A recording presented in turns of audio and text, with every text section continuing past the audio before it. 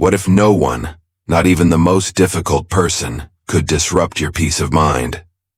What if every emotional storm could become your moment of calm clarity? What if your power wasn't in changing others, but in transforming your own response? Have you ever felt like someone's words or actions ruined your entire day?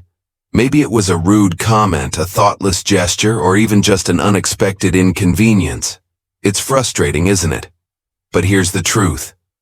No one has the power to control your emotions unless you let them. What if you could stay calm and unshaken no matter what life or anyone else throws your way? Imagine walking through your day with a sense of peace. So strong that even the most irritating situations couldn't rattle you. That's not just wishful thinking, it's emotional mastery. In this episode, we're diving into 10 transformative lessons that will help you stop reacting impulsively, let go of anger, and regain control over your emotions. These lessons aren't about ignoring your feelings or pretending not to care. They're about building the mental strength to navigate life's challenges with grace and clarity. Whether it's dealing with criticism, setting boundaries, or learning to let go of grudges, you'll discover practical tools to protect your peace and live with confidence. By the end of this episode, you'll have the mindset and strategies you need to stay unbothered even in the most difficult situations. So if you're ready to unlock the secret to emotional freedom and live a life where no one else can control your mood, let's get started. Your journey to mastering your emotions begins now. 1. Understand that your reactions are your choice. Picture this. You're in the middle of a peaceful day, maybe sipping coffee or walking through the park, when suddenly someone says something rude or inconsiderate. Your calm vanishes, replaced by anger or frustration. You think, why did they ruin my day? But here's the truth. They didn't. You did. Your emotions are your responsibility, not theirs, not anyone else's. No one has the power to control how you feel, unless you hand that power to them. Think of it this way.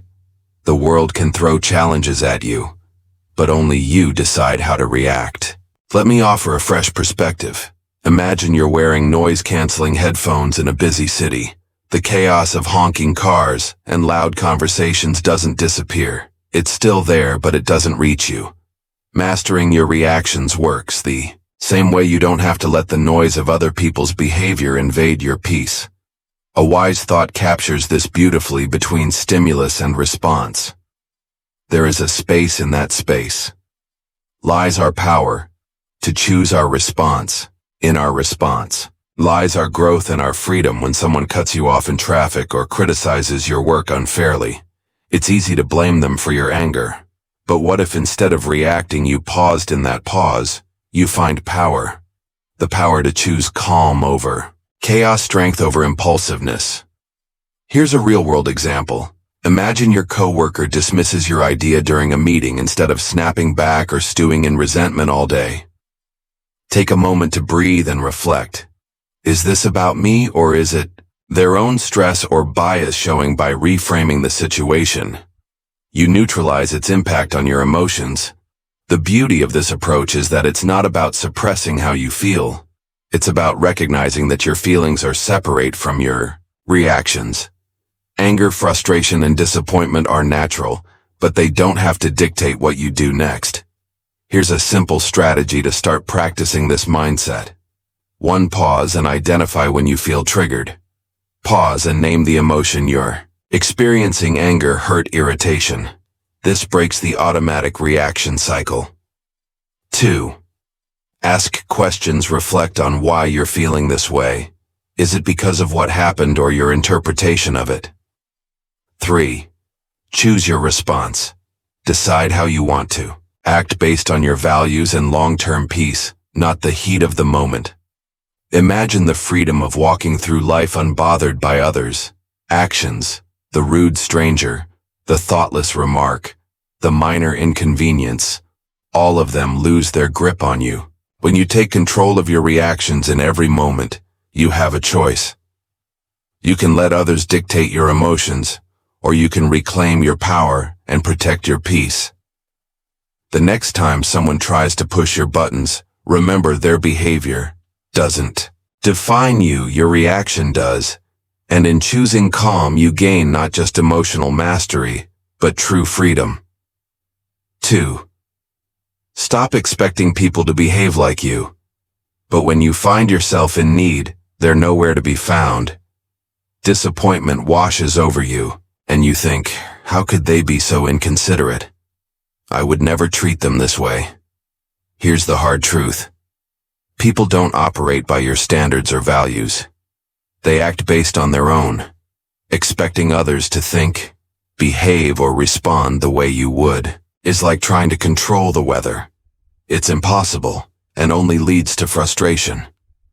Think of it this way. Each person is walking their own path, shaped by their experiences, beliefs, and priorities. When someone does something that annoys or hurts you, it's often not a reflection of you. It's a reflection of them trying to change or control their behavior. Only leaves you feeling powerless. Instead of focusing on how others should act, focus on accepting them as they are. Let me give you an example. Imagine a coworker who constantly interrupts during meetings instead of seething with frustration or trying to teach them a lesson. Recognize that their habit has nothing to do with you. By letting go of the expectation that they'll change, you free yourself from unnecessary emotional turmoil. A wise thought sums this up perfectly. Expectations are the root of all suffering. The less you expect others to behave in a certain way, the more you protect your peace. Here's a practical exercise to help you let go of these expectations. 1. Acknowledge your assumptions when someone upsets you. Ask yourself, what was I expecting them to do? 2. Challenge that expectation. Reflect on whether it's realistic to expect someone else to act exactly as you would. Shift your focus instead of trying to control their behavior. Focus on how you can respond calmly and maintain your peace.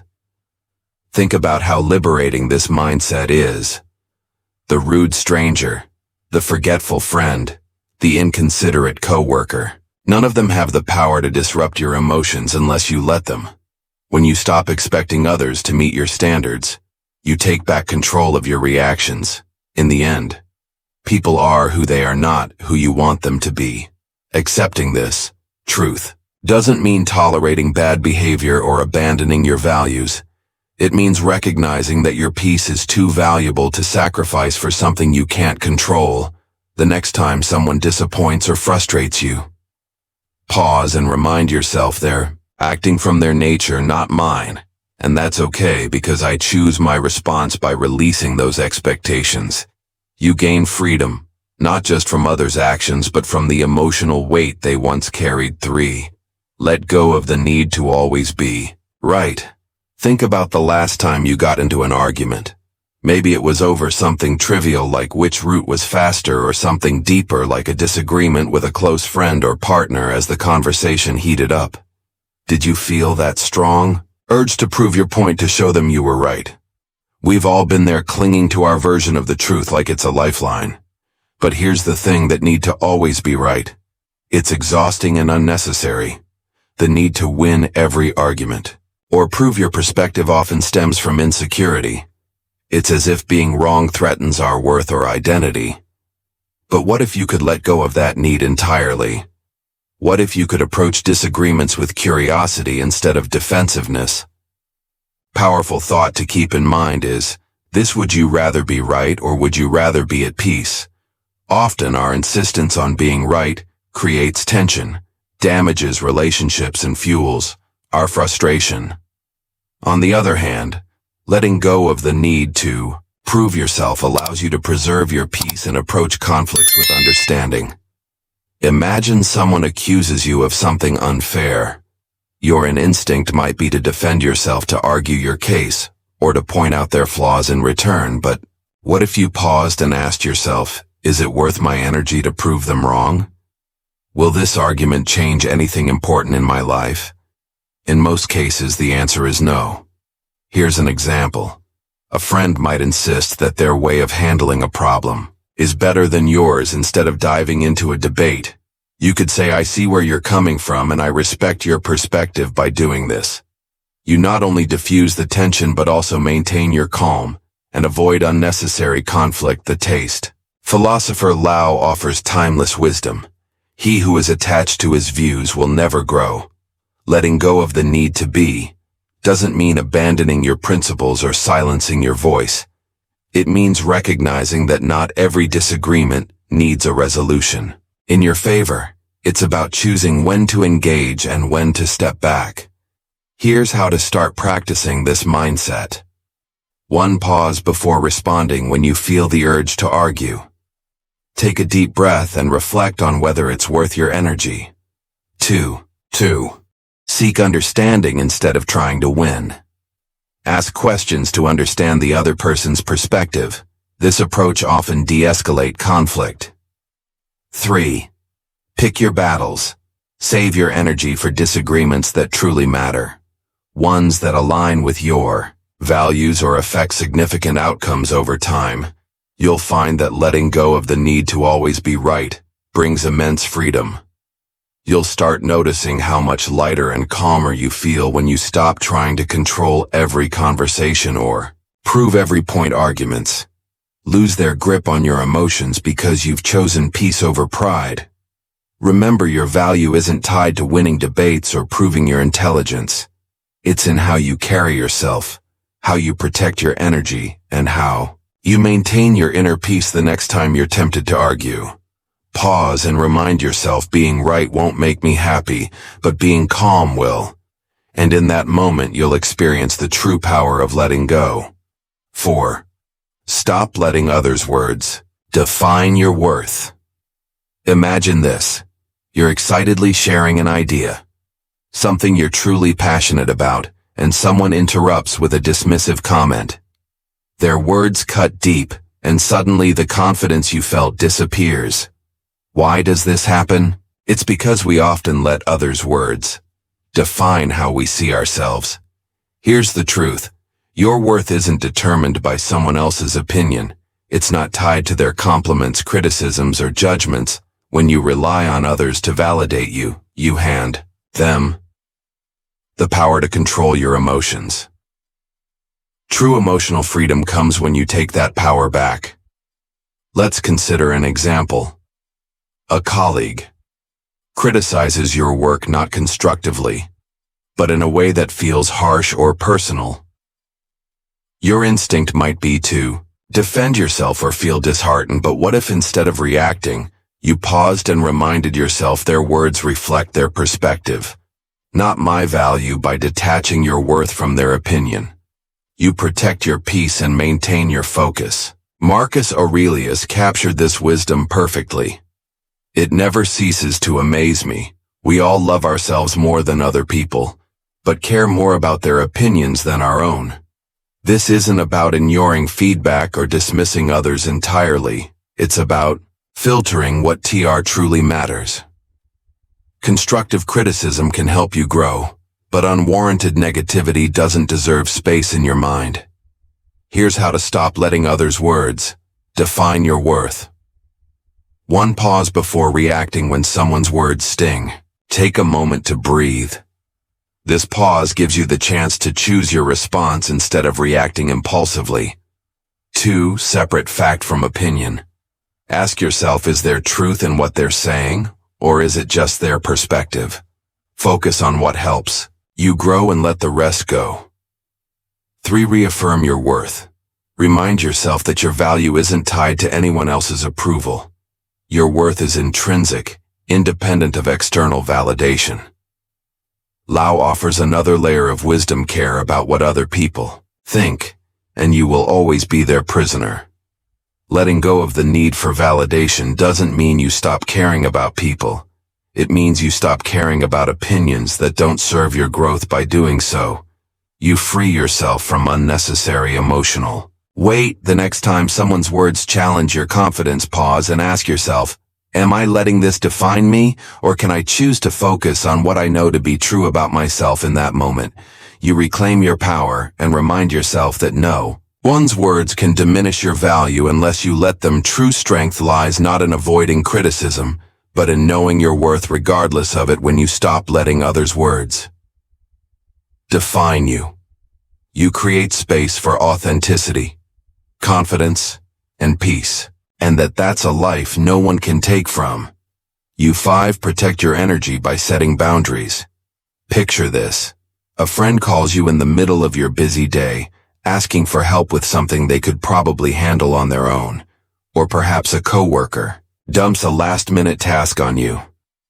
Assuming you'll say yes, you feel the weight of obligation but also the frustration of knowing this will disrupt your plans. Why is it so hard to say no? Here's the truth. Protecting your peace requires setting boundaries, and boundaries aren't selfish, they're necessary without them. You let others dictate your time, energy, and emotional well-being. Saying yes to everyone else often means saying no to yourself. A powerful reminder comes to mind. You can't pour from an empty cup. If you're constantly giving without protecting your energy, you'll find yourself burned out, resentful, and disconnected from your own needs. Boundaries are how you safeguard your emotional freedom while maintaining healthy relationships. Think about this: when someone oversteps your boundaries, it's not their fault, it's yours for not clearly defining and upholding them. People aren't mind readers, and unless you communicate what you're okay with, they'll continue to push, often unintentionally. Setting boundaries is a form of self-respect, and it also teaches others to respect you. Here's an example. Imagine you're always the person friends come to for advice. Even late at night you want to be supportive, but it's draining your energy. Instead of silently resenting them, you could say something like, "I care about you, but I need to keep evenings for myself to recharge. Let's talk tomorrow." Instead, this approach is firm, yet kind, and it protects your peace without damaging the relationship. Epictetus reminds us freedom is the ability to live as we wish. Living freely doesn't mean ignoring others' needs. It means deciding where your energy is best spent. Boundaries let you choose your priorities and ensure you're not giving more than you can handle. Here's how to start setting boundaries effectively. 1. Be clear and honest. Communicate your limits calmly and directly. People are more likely to respect boundaries when they understand them. 2. Use I statements. Focus on your needs rather than blaming others. For example, say, "I need some quiet time after work," instead of "you're always bothering me." 3. Stick to your boundaries. Once you set a limit, uphold it. Consistency shows others that you're serious about protecting your space. LSU offers another perspective. He who knows when to stop does not find himself in trouble. This wisdom reminds us that knowing your limits and respecting them prevents unnecessary stress and frustration. Boundaries aren't walls to shut people out. They're bridges to healthier, more balanced relationships. The next time you feel overwhelmed or taken for granted, pause and ask yourself, have I communicated my needs clearly? Am I honoring my own boundaries? By setting limits, you free yourself from unnecessary obligations and reclaim your energy for what truly matters. Remember, you're not responsible for managing everyone else's feelings or fixing their problems. Your primary responsibility is to yourself, your peace, your time, and your emotional well-being. So protect your energy, set your boundaries, and watch how much lighter and more in control you feel. Because when you prioritize yourself, you give the best version of yourself to the world. 6. Detach from the opinions of others. Imagine this: you share an idea you're proud of with a group of people, but instead of support, you're met with criticism or indifference. That sting of disappointment, it's real, and it can spiral into self-doubt. But here's a question to ask yourself: why does their opinion carry so much weight? The need for approval is deeply ingrained in us, but relying on external validation is like chasing shadows. You'll never truly catch it. Emotional freedom begins when you stop letting the opinions of others define your worth. Think of it this way. Everyone views the world through their own lens, shaped by their experiences, biases, and insecurities. What someone says about you often reveals more about them than it does about you when you internalize their opinions. You give them power over your emotions and decisions. Why let someone else control your narrative? A simple yet powerful thought to remember: your worth isn't up for debate. It's not tied to what others think of you, whether it's praise or criticism. It's something intrinsic, unshaken by external noise. Let's consider a practical example. Imagine you're wearing a brand new outfit you love, and a coworker makes a passing remark. That's an interesting choice.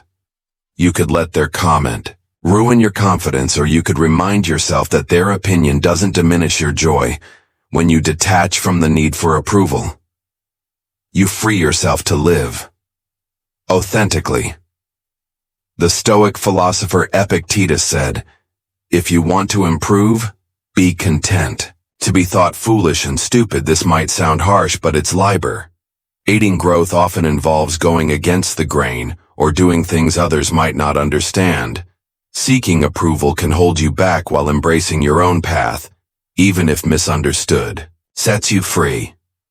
Here's how to start detaching from the opinions of others. 1 question: their importance. When someone's opinion bothers you, ask yourself, why does this matter to me? What authority do they have over my life? 2. Reaffirm your values. Focus on what matters to you, not what others expect. Ground yourself in your goals and principles. 3. Practice letting go when criticism or judgment arises. Acknowledge it without clinging to it. Picture their words as leaves floating down a stream there, but not lasting. Lau offers another perspective. Care about people's approval, and you will be their prisoner. This doesn't mean ignoring feedback or isolating yourself from others. It means filtering out what doesn't serve you. Constructive criticism can help you grow, but unwarranted judgment, that's theirs to carry, not yours. Think of detaching from opinions like shielding yourself from bad weather. The rain may fall, but it doesn't have to soak you. By focusing on your own inner compass, you remain grounded no matter how others perceive you. The next time someone's words shake your confidence, pause and ask yourself, am I living for them or for me? By choosing to detach, you reclaim your freedom, protect your peace, and build a life that's authentically yours. Remember, your path is yours alone, and it's far too important to be swayed by fleeting opinions. 7. Respond with silence, not anger. Imagine this. You're in a heated argument. Someone says something hurtful or intentionally provocative, and you feel the anger rising. Your heart pounds, your face heats up, and your instinct is to fire back with a cutting remark. But what if instead of reacting, you simply say nothing? Silence is one of the most powerful tools you have when dealing with others. Negativity. It's not about conceding or avoiding confrontation. It's about choosing calm over chaos. Responding with silence doesn't mean you're weak. It means you're strong enough to value your peace over the need to retaliate. There's wisdom in this. The less you respond to negativity, the more peaceful your life becomes. Silence speaks volumes. It says, I won't let your behavior control me. Let's take an example. Imagine someone at work undermines you during a meeting, trying to make you look bad in front of others. You have 2 choices. Engage in a back-and-forth argument, or pause and respond with silence. By staying silent, you deny them the reaction they seek and maintain your composure, showing everyone around you who truly holds the higher ground. The Stoic philosopher Marcus Aurelius said, "The best answer to anger is silence." Anger often seeks fuel to keep burning, and silence starves it. When you choose not to engage, you're breaking the cycle of negativity and protecting your emotional well-being. Think of silence as a shield. It deflects the noise without pulling you into the fight. Here's how to make silence your go-to response in moments of provocation. 1. Pause before reacting when someone says something provocative. Take a moment to breathe. Silence creates space for clarity. 2. Listen. Without defending. Sometimes people just want to vent or be heard. Let them speak without interrupting or feeling the need to explain yourself. 3. Speak only when necessary.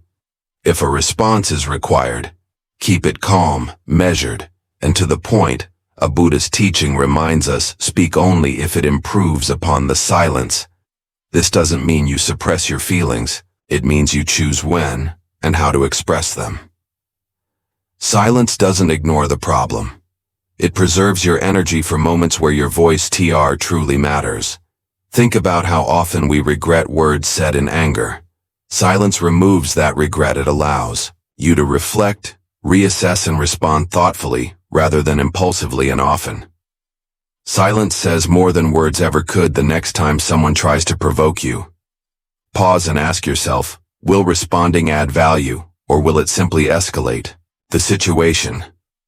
By choosing silence, you protect your peace, demonstrate strength, and keep control of the narrative.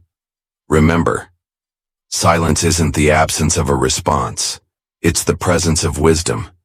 It's the ability to rise above the noise and say, your words don't control me, my peace does.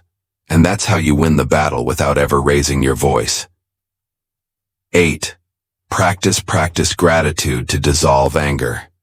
Imagine you're having one of those days where everything seems to go wrong, your plans fall apart, someone makes a rude comment, and the smallest inconveniences feel unbearable. Anger starts bubbling up and you think, why does everything have to be so difficult? Now pause.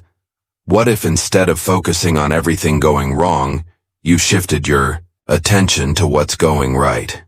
Gratitude has a way of turning anger into calm and reframing even the worst moments into opportunities for perspective and peace. Here's a powerful truth. You can't feel grateful and angry at the same time. Gratitude works like a mental reset button. It pulls you out of the spiral of negativity and reminds you of the good that still exists, even in frustrating situations.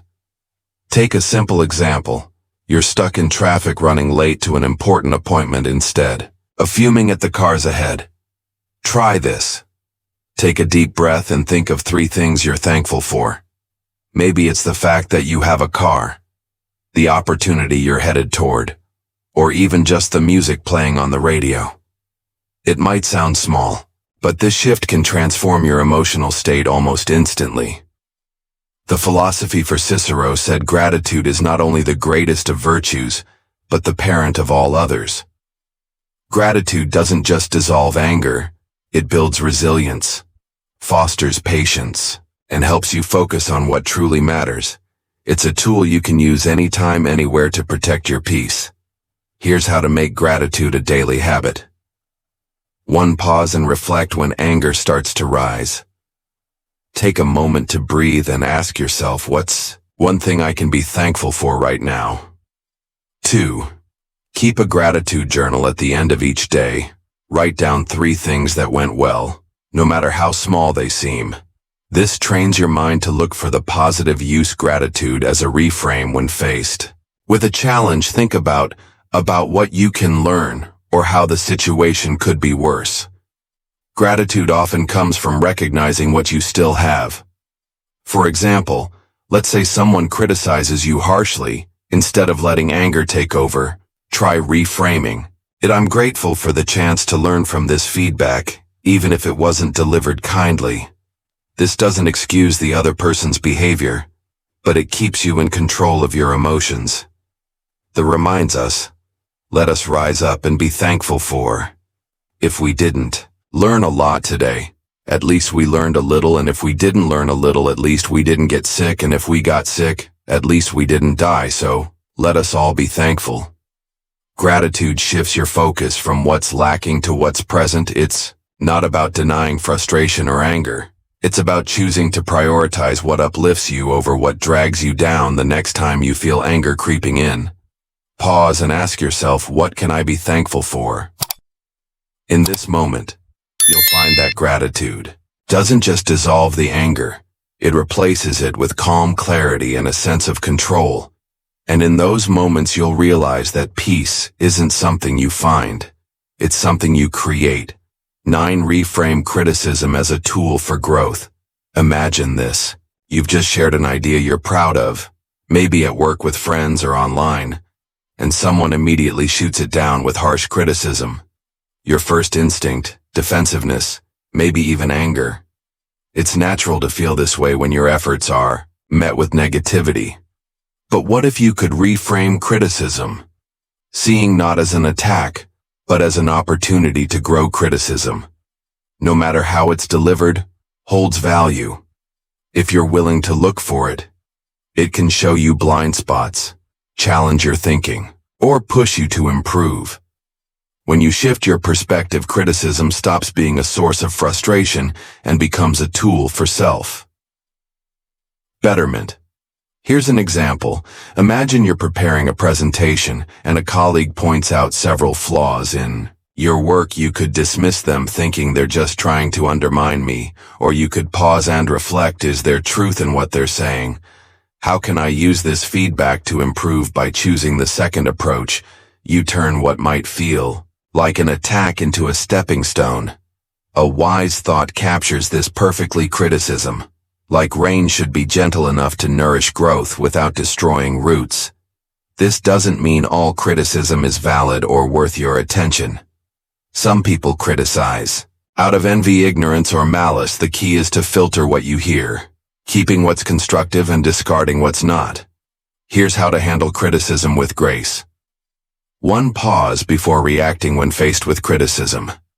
Take a moment to breathe. This helps you avoid reacting emotionally. 2. Evaluate the source. Consider who's giving the feedback. Do they have your best interests in mind? Is their perspective informed? Find the lesson even poorly delivered. Criticism can carry a valuable insight. Ask yourself, what can I learn from this? Let's take a more personal example. Imagine a family member makes a critical remark about your choices, like your career or lifestyle. Instead of arguing or shutting down, you could say, I hear your concerns. I'll think about what you've said. This response shows maturity and gives you the chance to reflect later without escalating the conflict. Epictetus offers a timeless reminder: if anyone tells you that a certain person speaks ill of you, do not make excuses about what is said of you, but answer, he does not know my other faults, else he would not have mentioned only these. This Stoic wisdom reminds us not to take criticism too personally. Instead, see it as part of the journey toward self-improvement. The next time someone critiques you, ask yourself, what can I learn from this feedback? Is this criticism about me, or does it reflect more about them? How can I grow from this moment? Lao reminds us knowing others is intelligence. Knowing yourself is true wisdom. Criticism, when approached with the right mindset, is a mirror that helps you understand yourself better. It's not always comfortable, but growth rarely is. By welcoming feedback, even when it stings, you develop resilience, humility, and a stronger sense of self. So the next time criticism comes your way, pause and reframe it. See it not as an obstacle, but as a stepping stone toward becoming your best self. Remember, growth often hides in discomfort, and those who embrace it unlock a level of strength that no criticism can shake. 10. Master the art of letting go. Imagine holding on to a hot coal, determined to throw it at someone who hurt you. But while you're waiting for the right moment, the coal keeps burning your hand. Anger, grudges, and resentment work the same way. They harm you far more than the person who caused your pain. The real strength lies not in holding on, but in letting go. Letting go doesn't mean forget in or condoning what happened. It means releasing the emotional weight that drags you down, freeing yourself from the control of the past. When you let go, you reclaim your energy, your peace, and your ability to focus on the present. The Buddha puts it beautifully: holding on to anger is like drinking poison and expecting the other person to die. Think about a time when someone wronged you. Maybe it was a betrayal, an unfair judgment, or an unkind word. How much time did you spend replaying that moment in your mind? How much energy? Did you waste imagining confrontations or seeking revenge? Letting go is the antidote to this endless cycle. It allows you to move forward instead of staying trapped in the past. Here's an example. Imagine you're at work, and a colleague takes credit for your idea. You could spend days stewing over the injustice, letting it affect your mood and productivity, or you could let it go, recognizing that your worth isn't tied to one moment of recognition. By choosing the latter, you protect your peace and focus on what truly matters. Your growth and future opportunities. Lao offers profound wisdom. When I let go of what I am, I become what I might be. Letting go isn't just about releasing anger or resentment. It's also about letting go of perfectionism, fear of failure, or the need for control. It's about embracing life as it is with all its unpredictability and finding freedom and acceptance. Here's how to start practicing the art of letting go. 1. Acknowledge your feelings. Suppressing emotions only makes them stronger. Allow yourself to feel hurt, anger, or disappointment without judgment. 2. Reframe the situation. Ask yourself, what can I learn from this experience? How can I grow stronger because of it? 3. Focus on the present. Letting go is a choice you make for yourself, not for the other person. Shift your attention to the here and now. Where your power lies is, think of letting go like releasing a balloon. The longer you hold on to it, the more it strains your hand.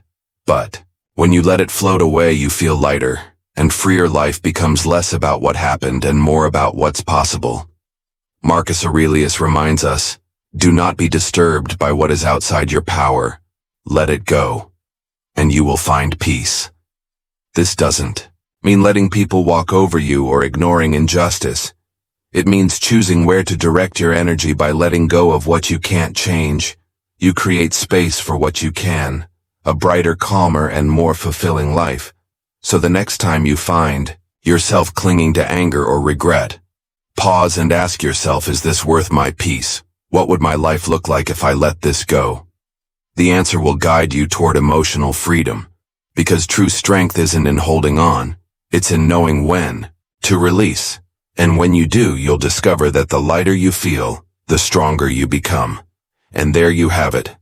10 powerful lessons to help you master your emotions and stay unbothered, no matter what life throws your way. These aren't just ideas, they're tools you can use every day to protect your peace, build resilience, and take control of your reactions. Remember, the goal isn't to suppress your feelings or become indifferent. It's to respond to life's challenges with clarity and strength. Emotional mastery isn't about what happens to you. It's about how you choose to react. The power to stay calm, centered, and free lies entirely in your hands as you move forward. Take these lessons with you. Practice pausing before you react. Set boundaries that protect your energy, and let go of the things and people you can't control. Each time you choose peace over anger, you take one step closer to living the unshakable life you deserve. If you found value in this episode, don't keep it to yourself. Share it with someone who might need a little extra calm in their life. And if you have your own tips or experiences about staying unbothered, I'd love to hear them. Drop a comment below. Thank you for joining me on this journey. Remember, emotional freedom isn't a destination, it's a practice. So keep showing up for yourself, stay mindful, and keep growing stronger every day. Until next time, take care and stay unbothered. Conclusion: emotional mastery is not about building walls or pretending to be unaffected. It's about owning your responses, redefining your power, and choosing peace in every situation. Remember, every time you choose understanding over reaction, silence over chaos, and gratitude over resentment, you step into your strength. Let these lessons guide your days, not as rigid rules, but as a flexible inner compass. And most importantly, don't wait for life to be easier or for others to change. Start with your mind, and the world will follow.